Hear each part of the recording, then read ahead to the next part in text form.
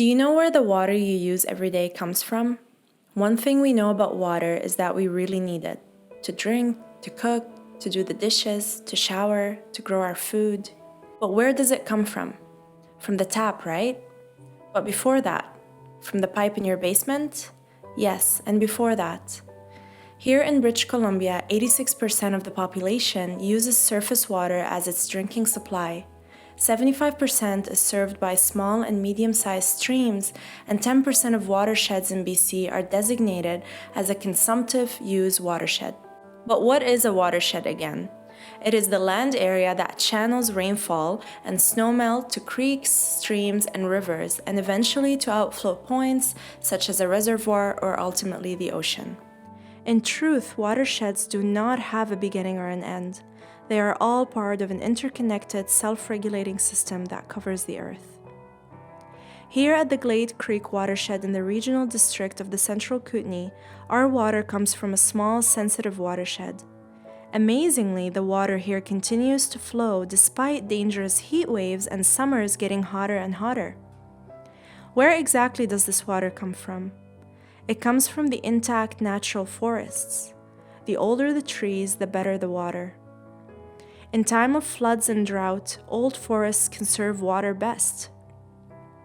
Underground water sources like seeps, springs, and wells are nourished by intact natural forests. The water is widely dispersed over a large area of 2,977 hectares, a vast unknown system filtering quietly through the forest floor. It is a very complex system. Clear cuts destroy intact forests and disrupt the protection of water as it moves through the forest. Standing on the open road that the logging company carved in the forest, we can observe several things happening. The complex forest canopies are gone, which the forest needs to collect water naturally. The road cut crossways, so the small streams will either cease to exist or may be unnaturally diverted into a culvert. Plants are dying due to the soil being exposed to drying and water loss. Elk wallis are drying up due to the forest floor water being diverted to the roads.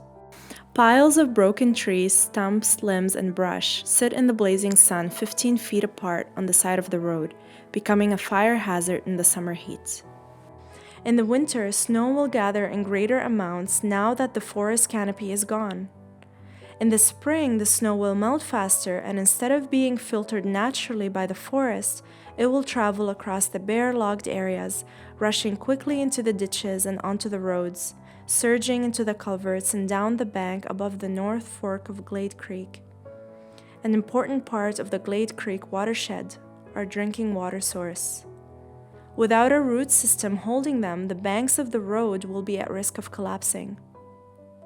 There are likely many underground water sources, maybe thousands, which all head downhill towards our creek, providing naturally filtered water for us to drink and use. We need to better understand this complex watershed system before recklessly taking action within it. It is time we take back our watershed, and it starts with a nature-based plan. It would consider, investigate, and map this water source. We would know where the water originated, how it was flowing across the landscape, and we would be able to make decisions based on those vital factors. If you agree that we need a nature-based plan, share this information video with other people who care about their water too, and connect with your local watershed to learn more and add your support.